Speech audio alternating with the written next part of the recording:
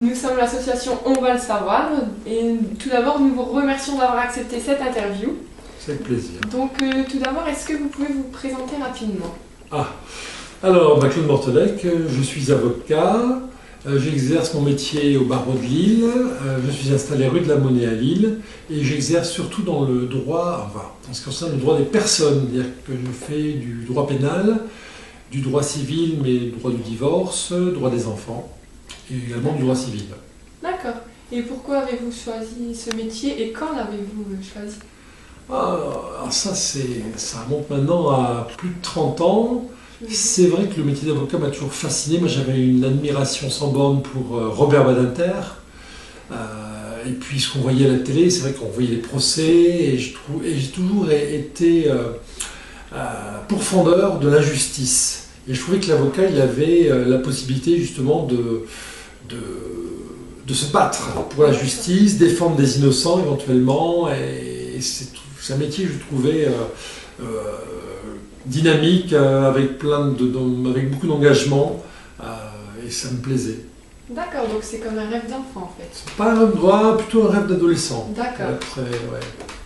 Et donc, quel est votre parcours professionnel pour avoir réussi à devenir avocat? Alors, j'ai fait du droit. Et puis, après une licence de droit, j'ai travaillé pendant 5 ans comme éducateur à ce qui s'appelait à l'époque l'éducation surveillée. C'était une direction du ministère de la Justice où on s'occupait d'enfants en difficulté, d'enfants en danger, d'enfants délinquants. Et à l'époque d'ailleurs, mon premier employeur, si je puis dire, c'était Robert Badinter, puisqu'il était ministre de la Justice en 81, à l'époque où j'ai intégré l'éducation surveillée. Voilà.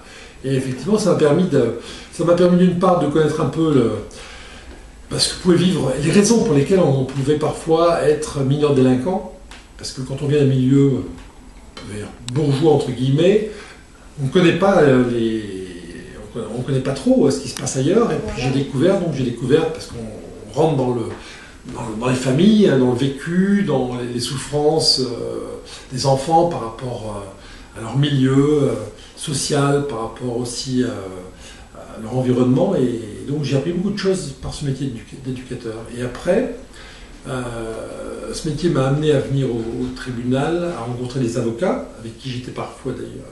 J'avais été à la faculté, et puis je les ai vus plaider, et j'avoue que j'ai eu envie de devenir avocat.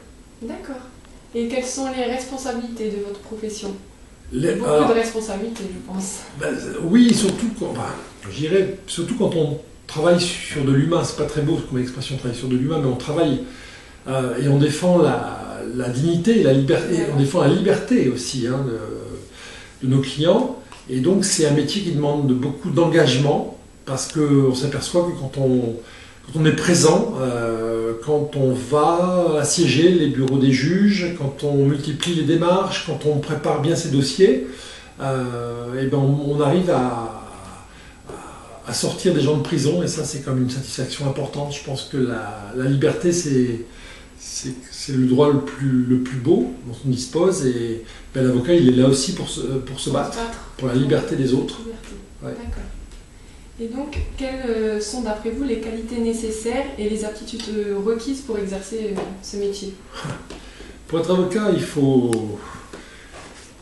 beaucoup d'enthousiasme, il faut un mental à toute épreuve, il ne faut jamais baisser les bras, et puis il faut une très bonne santé, parce que il faut être là tous les jours, on n'a pas le droit de s'arrêter.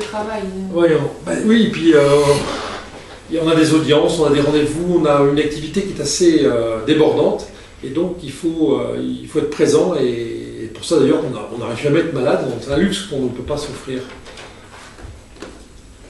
Et par exemple, pour un dossier, combien de temps il vous faut pour en traiter un? Alors là, ça dépend des dossiers. Oui, ça dépend. Parce que vous avez des petits dossiers que vous pouvez aborder et comprendre en une dizaine de minutes, un quart d'heure. Ah, d'accord. Oui, des petits dossiers qui vont très vite à assimiler, puis d'autres qui vont prendre des semaines entières. Oui, selon les affaires. Oui, vous avez des affaires à l'instruction, donc des grosses affaires pénales, où les ça peut durer des mois et des mois. D'abord, ça dure très longtemps, et puis surtout le dossier est très volumineux, parce qu'il y a une enquête souvent qui a été faite pendant des mois et des mois, avec des écoutes téléphoniques, des surveillances, des auditions de nombreuses personnes, et parfois vous avez des dossiers qui font 1 mètre, voire 2 mètres de haut. D'accord. Donc ça demande effectivement là, beaucoup de temps. Même des années, c'est possible. Ah, mais il y a des procédures d'instruction qui durent des années. D'accord. Ouais. Et les dossiers d'ailleurs, on les entame, et puis on s'aperçoit que 4-5 ans après, le dossier est encore en cours. Parce qu'il y a eu des appels, parce que... D'accord. Voilà. Ok, d'accord. Donc il y a des affaires judiciaires qui sont très très longues. D'accord, ok. Et donc, vous n'avez pas de journée type donc, Alors non, il n'y a pas de journée type. C'est-à-dire qu'on ne sait jamais... Enfin, si vous voulez, on sait à peu près, il y a les audiences la journée, il y a les rendez-vous le soir, mais chaque journée est différente. D'accord. Voilà. C'est ce qui vous plaît aussi dans votre métier. Justement. Oui, il n'y a pas de routine. Voilà. Il n'y a pas de routine. Et puis parfois, il y a... Si vous voulez, les choses se font sans qu'on puisse toujours les appréhender. C'est-à-dire que vous allez à l'audience. Oui, vous ne maîtrisez pas. Voilà, on ne maîtrise pas tout. On ne maîtrise pas tout. On ne maîtrise pas les autres avocats, évidemment, ce qu'ils vont dire, le procureur, la réaction du tribunal, son client. Donc, il faut savoir s'adapter. Je crois que une des principales qualités de l'avocat, c'est de savoir s'adapter aux circonstances. D'accord. Et pour vous, avocat est un métier qui est en plein essor ?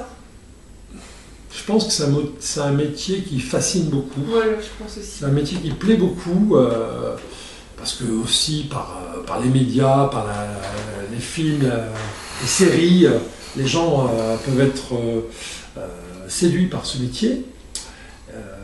Donc il y a de plus en plus de jeunes qui s'orientent vers la profession d'avocat. Alors c'est une profession qui est très, très variée, hein, parce qu'il y a plein de métiers dans cette profession d'avocat. Si on est avocat droit des affaires, on travaille dans son bureau sur des gros dossiers, de cession d'entreprise ou autre. Si on est avocat fiscaliste, on va travailler sur du contentieux fiscal, pareil, avec beaucoup de travail de dossier, beaucoup de travail de cabinet. Et si on est avocat comme moi en droit des personnes, droit pénal, divorce, droit des enfants, on passe beaucoup de temps au tribunal avec les juges, les procureurs, voilà. D'accord. Donc il y a des métiers, ce sont des métiers très différents. D'accord. Et pour finir, donc, quels sont, d'après vous, les aspects négatifs et positifs de votre métier ? Les aspects négatifs, ça nécessite des qualités parfois des qualités que je n'ai peut-être pas d'ailleurs, beaucoup d'organisation. Il faut être très organisé. Il faut pas avoir peur parfois de finir très tard. C'est pas toujours simple non plus parce qu'il y a des tas de paramètres comme ça qu'on ne contrôle pas, qu'on ne maîtrise pas. Donc on travaille parfois un peu sans filet. D'accord. Donc c'est parfois stressant. C'est un métier qui peut être extrêmement stressant parce qu'on a la pression du client. On a des enjeux qui sont importants, la liberté, la dignité de quelqu'un sont des enjeux extrêmement importants. Quand quelqu'un part en prison, c'est aussi très dur à vivre pour l'avocat. Surtout s'il s'est battu comme un lion. Il a un sentiment de défaite en fait. Oui, parfois c'est douloureux, puis on partage quand même la douleur de nos clients, de leur famille, c'est quelque chose qui n'est pas facile à vivre. Alors on a aussi la joie d'arriver parfois à le sortir de prison ou à lui éviter la prison, donc ça c'est aussi c'est une compensation. Mais il y a des moments douloureux dans cette profession d'avocat, des moments difficiles, où il faut travailler beaucoup, il faut avoir beaucoup de concentration pour travailler les dossiers. Voilà, je dirais il faut pas avoir une vie personnelle trop difficile, trop pouleuse. Hein, il faut pouvoir se consacrer vraiment à sa profession. D'accord. Et donc l'aspect positif ? Il y a aussi beaucoup de positifs dans ce que je vous ai dit. Oui, oui. Par exemple, gagner un dossier. L'aspect positif, c'est aussi, par exemple, qu'il y a une implication personnelle et que lorsque vous réussissez un dossier, lorsque vous gagnez une affaire, comme on dit parfois, quand vous gagnez une affaire, c'est parfois parce que vous y avez mis le meilleur de vous-même. Et donc le client se rend compte parce que quand vous allez à l'audience, que vous vous battez pour votre client, que vous plaidez, vous arrivez à convaincre le tribunal ou la cour d'assises et que vous avez un bon résultat, là vous êtes fier de vous. Voilà. Et on a aussi un retour du client qui est satisfait, et ça fait partie des choses, ça flatte l'ego. De temps en temps, ce métier il est très, très agréable parce qu'il vous renvoie des choses qui intéressent votre ego, quoi. Vous avez été pugnace, vous avez été convaincant, bagarreur, et ça c'est agréable à vivre. Gagner un procès, c'est jubilatoire. D'accord, très bien. Écoutez, maître, on vous remercie Et je vous en d'avoir prie. accepté cette interview.